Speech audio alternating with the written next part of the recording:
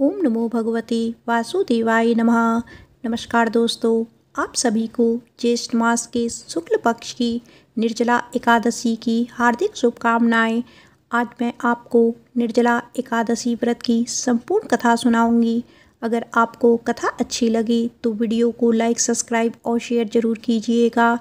एकादशी के दिन भगवान श्री विष्णु और महालक्ष्मी जी के साथ ही एकादशी माता की पूजा भी की जाती है और कथा भी सुनी जाती है।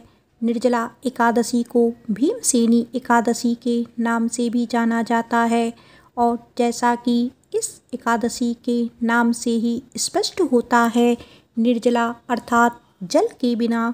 वैसे तो सभी एकादशी व्रत में आप जल का सेवन कर सकते हैं, लेकिन ज्येष्ठ मास के शुक्ल पक्ष की जो निर्जला एकादशी है, इसमें जल की एक बूंद भी ग्रहण नहीं की जाती। इसी कारण इस व्रत को निर्जला एकादशी के नाम से जाना जाता है। साल भर में पड़ने वाली सभी प्रमुख एकादशियों में से यह सबसे बड़ी और महत्वपूर्ण एकादशी मानी जाती है। जो व्यक्ति अपने जीवन में एक बार भी एकादशी का व्रत ना रख पाता हो, अगर वह केवल इस निर्जला एकादशी का व्रत सच्चे मन से और श्रद्धा के साथ करे तो उसके जन्म जन्मांतर के पापों का नाश हो जाता है और अंत में उसे मोक्ष की प्राप्ति होती है। अब हम सुनेंगे निर्जला एकादशी की बड़ी ही दुर्लभ और पौराणिक कथा। पौराणिक कथा के अनुसार श्री सूत जी महाराज शौनक आदि ऋषियों को कथा सुनाते हुए कहने लगे, हे ऋषियों, अब सभी व्रतों में सबसे श्रेष्ठ, सर्व एकादशियों में सबसे उत्तम एकादशी की कथा सुनिए। एक बार पांडव पुत्र भीमसेन ने वेद व्यास जी से पूछा, हे महाज्ञानी पितामह, मेरी चारों भाई युधिष्ठिर, अर्जुन, नकुल, सहदेव, मेरी माता कुंती तथा मेरी पत्नी द्रौपदी एकादशी के दिन कभी भी भोजन नहीं करते। वे मुझे भी ऐसा ही करने को प्रेरित करते हैं। मैं उनसे कहता हूँ कि मुझसे तो भूख सहन नहीं होती। मैं दान और विधिवत भगवान श्री हरि की पूजा आराधना करूँगा। सो कृपया कर मुझे ऐसा कोई उपाय बताइए।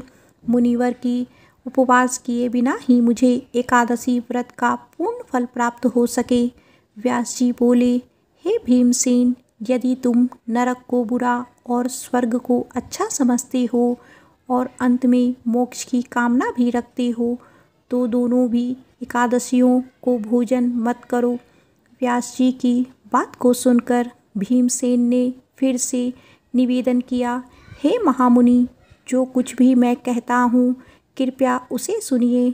यदि दिन में एक बार भी मुझे भोजन ना मिले तो मैं जीवित नहीं रह सकता। तो ऐसी स्थिति में मैं कैसे उपवास करूं?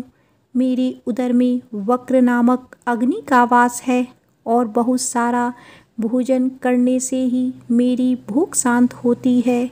मुनिवर, आप कृपया करके कोई ऐसा व्रत बताइए जिससे विधि पूर्वक करके मैं स्वर्ग को प्राप्त कर सकूं। वह निश्चय करके मुझसे कहिए जिससे मेरा भी कल्याण हो सके। भीमसेन की परेशानी को समझकर व्यास जी कहने लगे, हे भीमसेन, मनुष्य के लिए सर्वोत्तम धर्म वेदों में बताया गया है, किंतु कलयुग में उस धर्म पर चलने की शक्ति किसी में नहीं है। इसीलिए थोड़ा धन, थोड़ा कष्ट देने वाला जो बहुत सरल उपाय है और जो पुराणों में भी लिखा है, वह मैं तुम्हें बताता हूँ। ध्यान से सुनो।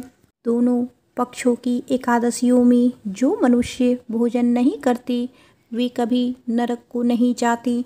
इन वचनों को सुनकर महाबली भीमसेन पहले तो पीपल के पत्ते की तरह कांपने लगे, फिर डरते हुए बोले, हे पितामह, मैं उपवास करने में बिल्कुल असमर्थ हूँ। इसीलिए हे प्रभु, निश्चय करके बहुत फल देने वाला एक ही व्रत मुझसे बताइए। तब व्यास जी बोले, हे भीमसेन, वृष व मिथुन राशि में सूर्य स्थित होने पर ज्येष्ठ मास के शुक्ल पक्ष में जो एकादशी आती है, उसका यत्नपूर्वक निर्जल व्रत करना उचित होगा। इस दिन स्नान और आचमन करके जलपान वर्जित है। केवल एक घूंट जल में आचमन करें, अधिक पीने से व्रत खंडित हो जाता है। एकादशी के सूर्य उदय से लेकर द्वादशी के सूर्य उदय तक जल ग्रहण ना करें और ना ही भोजन करें। इस प्रकार व्रत करने से बिना परिश्रम के ही सभी द्वादशी युक्त एकादशियों का फल प्राप्त होता है। द्वादशी को प्रातःकाल स्नान करके सुवर्ण और जल ब्राह्मणों को दान करें, फिर ब्राह्मण सहित स्वयं भी भोजन करें। हे भीमसेन, इस विधि से व्रत करने से जो फल प्राप्त होता है वह सुनो। साल भर में जो एकादशियाँ आती हैं उन सभी का फल निसंदेह केवल इस निर्जला एकादशी व्रत से प्राप्त हो जाता है। शंख चक्र गदाधारी भगवान श्री विष्णु स्वयं मुझसे कहते हैं कि सब कुछ त्याग करके मेरी शरण में आ जाओ। और सुनो भीमसेन, एकादशी का व्रत निराहार करने से मनुष्य सभी पापों से मुक्त हो जाता है। सभी तीर्थों में स्नान और सभी प्रकार के दानों में जो फल प्राप्त होता है वह सब इस एकादशी व्रत से ही प्राप्त होता है। कलयुग में दान देने से भी ऐसी सद्गति नहीं मिलती। अधिक क्या कहूँ भीमसेन। ज्येष्ठ मास के शुक्ल पक्ष की इस एकादशी को जल और भोजन त्याग कर इस व्रत को करो। हे वक्रोति, इस व्रत से सभी पूर्ण फल सहज ही प्राप्त हो जाते हैं। हे नरसिंह भीम, मैं तुमसे सत्य कहता हूँ कि इसके करने से अति भयंकर काले पीले रंग वाले यमदूत, भय देने वाला दंड और फांसी सहित उस मनुष्य के पास कभी नहीं आते, बल्कि भगवान विष्णु के देवदूत उसे आकाश में स्वर्गलोक को ले जाते हैं। तब इस प्रकार वेद व्यास जी के कहने पर भीमसेन ने भी इस एकादशी का व्रत किया था, जिसके कारण इस एकादशी का नाम भीमसेनी एकादशी पड़ गया। निर्जला एकादशी के दिन निर्जल व्रत रखते हुए शेष सैया रूप में भगवान विष्णु की आराधना का विशेष महत्व माना गया है। इस दिन जलपान निषेध होता है, फिर भी इस व्रत पे फलाहार करने के बाद दूध पिया जा सकता है। जो लोग इस दिन निर्जल एकादशी व्रत रख सकते हैं, यह नियम केवल उन लोगों के लिए है। इस एकादशी का व्रत करने के बाद द्वादशी तिथि को शुभ मुहूर्त में उठकर स्नान कर ब्राह्मणों को भोजन कराना चाहिए और दान दक्षिणा देनी चाहिए। इस दिन अपनी शक्ति और सामर्थ्य के अनुसार ब्राह्मणों को अनाज, वस्त्र, छत्री, फल और जल से भरी कलश या सुराही और दक्षिणा देने का विधान है। सभी लोग मिट्टी के घड़े या सुराही, पंखों, अनाज का दान तो करते ही हैं, साथ ही इस दिन मीठे शरबत की प्याऊ भी लगवाते हैं और लोगों को पानी पिलाकर पुण्य कमाती हैं। प्रेम से बोलो श्री हरि विष्णु भगवान की जय। माता लक्ष्मी की जय। एकादशी माता की जय। आइए अब सुनते हैं एकादशी माता की कथा। एक बार एक राज्य में एक राजा रहा करता था। राजा बहुत ही बुद्धिमान और बलशाली था। राजा सदैव अपनी प्रजा का बहुत अच्छे से ध्यान रखता था। प्रजा भी अपने राजा को बहुत पसंद करती थी। राजा की 2 बेटियां थीं। राजा अपनी दोनों बेटियों से बहुत प्रेम करता था। राजा की छोटी बेटी देखने में बहुत सुंदर और आकर्षण थी और राजा की बड़ी बेटी छोटी बेटी के मुकाबले थोड़ा कम सुंदर थी।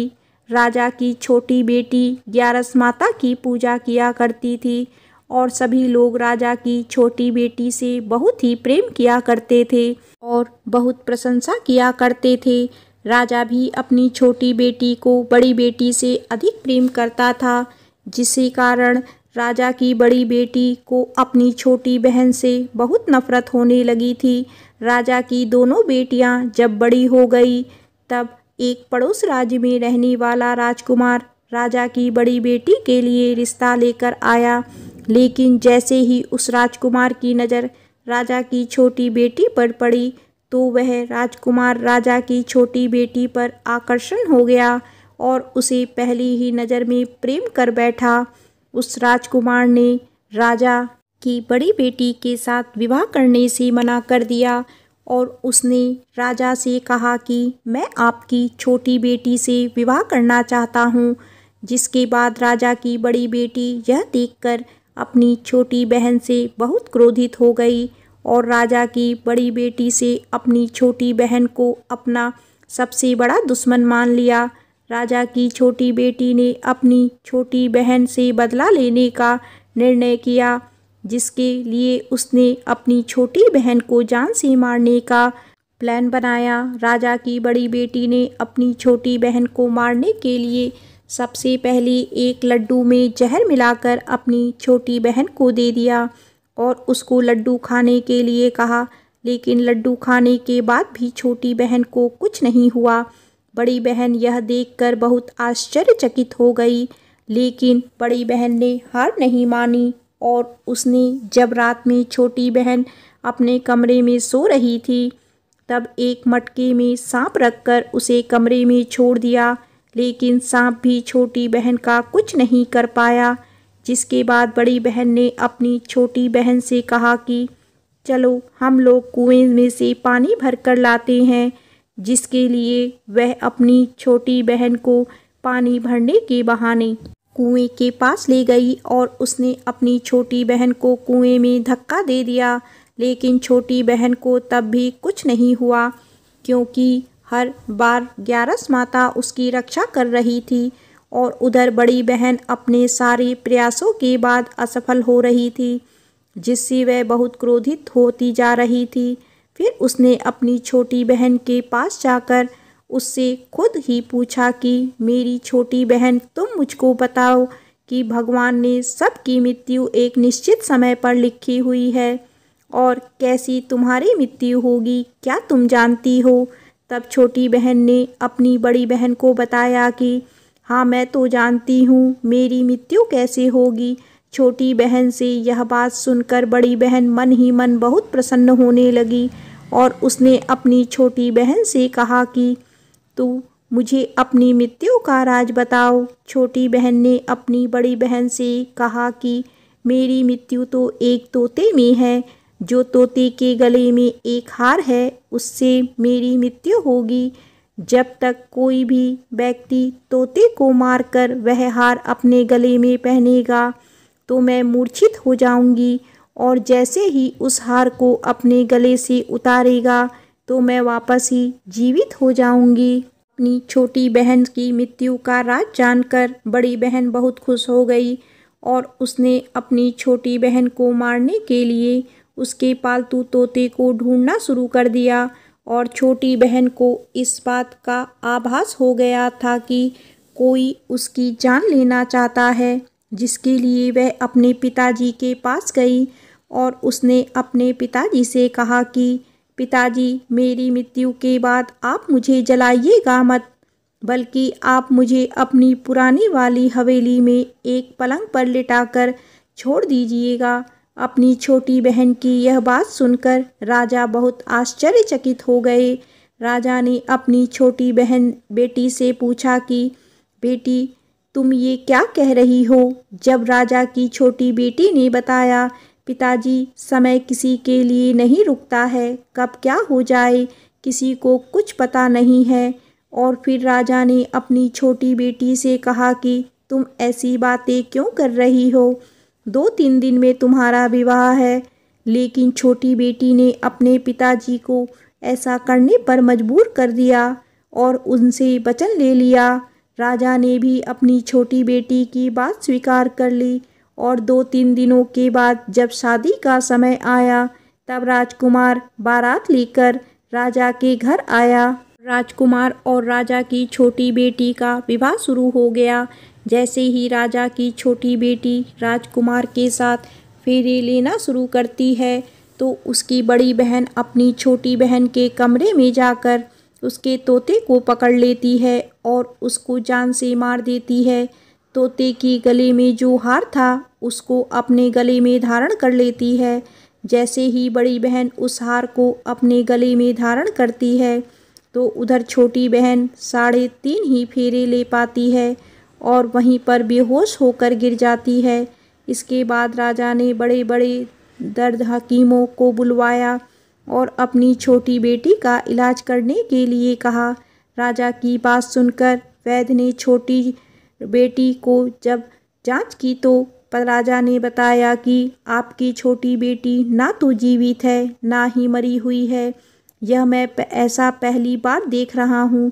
राजा ने वैद्य और हकीम को यह बात बाहर बताने से मना कर दिया और उनको कहा कि अगर तुमने यह बात किसी को बाहर बताई तो हम तुम्हें फांसी दे देंगे।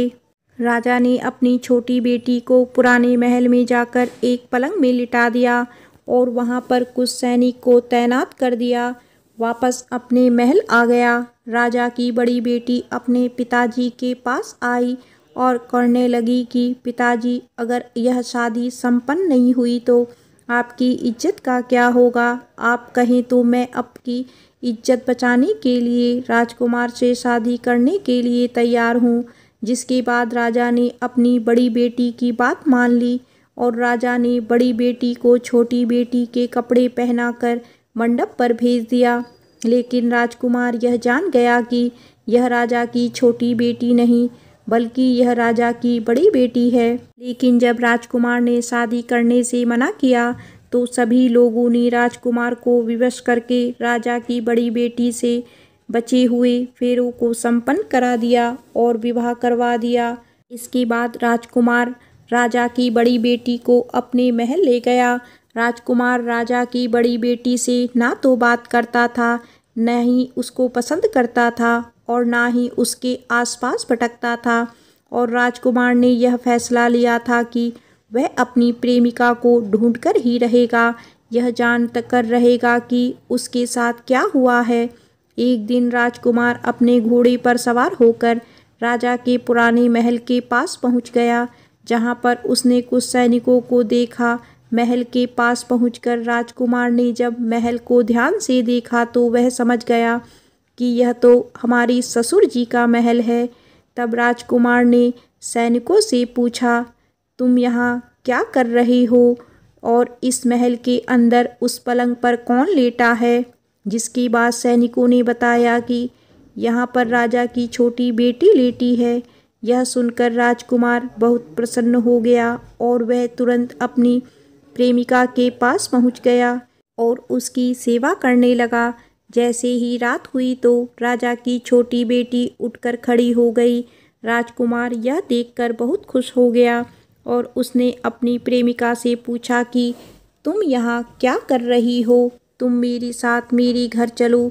राजा की छोटी बेटी ने राजकुमार को सारी बातें बता दी कि मेरी जान एक तोते में बसी थी और मैंने यह बात सिर्फ अपनी बड़ी बहन को बताया था और मुझे पता है कि उसने ही मुझे मारने का प्रयास किया है। उसके पास एक हार है जिसको वह सुबह पहन लेती है और रात को उतार देती है।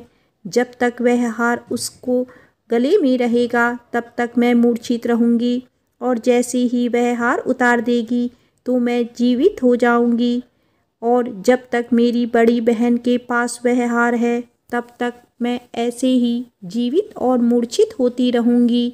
अगर मेरी बड़ी बहन के पास जो हार वह मेरे हाथ में लग जाए तो मैं हमेशा के लिए जीवित हो जाऊंगी। राजकुमार यह बात सुनकर राजा की छोटी बेटी के साथ रहने का निर्णय ले लिया और उसने अपने बचे हुए सारे फेरे उस पलंग पर लेटी राजकुमारी की छोटी बेटी के साथ ले लिए और अपना विवाह पूर्ण कर लिया और वहीं पर रहने लगा। देखते ही देखते कुछ समय में राजा की छोटी बेटी और राजकुमार की पत्नी पेट से हो गई। एक दिन राजकुमार को किसी काम से बाहर जाना पड़ा। छोटी बहन के पेट में बहुत तेज से दर्द होने लगा। इसके बाद उसने ग्यारस माता का आवाहन किया, जिसके बाद वहां पर ग्यारस माता प्रकट हुई और उन्होंने अपनी भक्तों के दर्द को दूर किया और एक पुत्र की प्राप्ति करवाई और वहीं पर अचानक से राजकुमार भी आ गया। राजकुमार ने ग्यारस माता को देखा तो वह भी आश्चर्यचकित हो गया और उसने तुरंत माता को प्रणाम किया। और ग्यारस माता ने राजकुमार से कहा कि जब तुम्हारा पुत्र 5 वर्ष का हो जाए तो तुम अपनी पत्नी का हार लाकर उसके गले में डाल देना। और देखते ही देखते राजकुमार और राजा की छोटी बेटी का पुत्र 5 वर्ष का हो गया। राजकुमार अपने बेटे से कहता है कि बेटा, मैं कुछ काम से बाहर जा रहा हूँ, तुम अपनी माता का ध्यान रखना। और वो वहाँ से चला जाता है। राजा को बाहर निकलता देख बड़ी रानी के सैनिक देख लेते हैं और बड़ी बहन को जाकर सारी बातें बता देते हैं। जिसके बाद बड़ी बहन अपनी छोटी बहन के पुत्र को वहाँ से उठा लेती है और उसको मरवा देती है। छोटी बेटी के पुत्र के 2 टुकड़े करवा देती है। पहला टुकड़ा चक्की के पास छुपा देती है और दूसरा टुकड़ा अपने पलंग के नीचे रख देती है। अब ग्यारस माता भिखारी का रूप लेकर आती है। एक भिखारी का रूप रखकर बड़ी बहन के पास चली जाती हैं। जिसके बाद वहाँ पर भिक्षा मांगने लगती हैं। बड़ी बहन अपने नौकरों से कहती है कि जाकर भिक्षा दे दो, लेकिन जैसे ही नौकर ग्यारस माता को भिक्षा देने के लिए आते हैं तो माता उन्हें मना कर देती है और कहती है कि मैं तुम्हारी महारानी से ही भिक्षा लूँगी। जिसके बाद बड़ी बहन स्वयं ही भिक्षा देने के लिए माता के पास आती है। तब माता एक बिल्ली का रूप लेकर उसके कमरे में चली जाती है और वहाँ पर छोटी बेटी के पुत्र के कोई 2 टुकड़े को आपस में जोड़ देती है और उसे जीवित कर देती है। उसे वहाँ से ले जाती है। राजकुमार अपने बेटे को लेकर अपनी पत्नी के पास जाता है और उससे कहता है कि तुम इसका ध्यान रखना। अगर तुम इस बच्चे का अच्छे से ध्यान रखोगी तो मैं तुमसे बात करूँगा। एक दिन राजकुमार अपने बच्चे से कहता है कि तुम अपनी माँ से उनके गले का हार मांग लेना। जिसके बाद राजकुमार का लड़का अपनी माँ के पास जाता है और कहता है कि माँ, मुझे तुम्हारा हार चाहिए जो तुमने गले में पहन रखा है। यह सुनकर पहले तो बड़ी बहन बहुत क्रोधित होती है, पर उसको यह याद आता है कि राजकुमार ने कहा था कि अगर मैं इस बच्चे का ध्यान अच्छे से रखूँगी तो वह मुझसे बात करेंगे।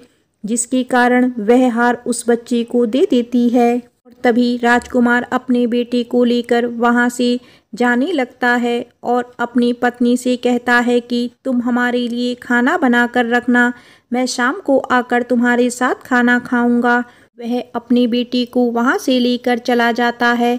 जिसके बाद वह राजा के पास जाता है और उनको सारी बातें बता देता है। राजा अपनी बड़ी बेटी की यह करतूत सुनकर बहुत क्रोधित होती है और अपने परिवरिश पर भी दोष देने लगते हैं और राजकुमार को अपनी छोटी बेटी के साथ रहने के लिए आदेश देते हैं।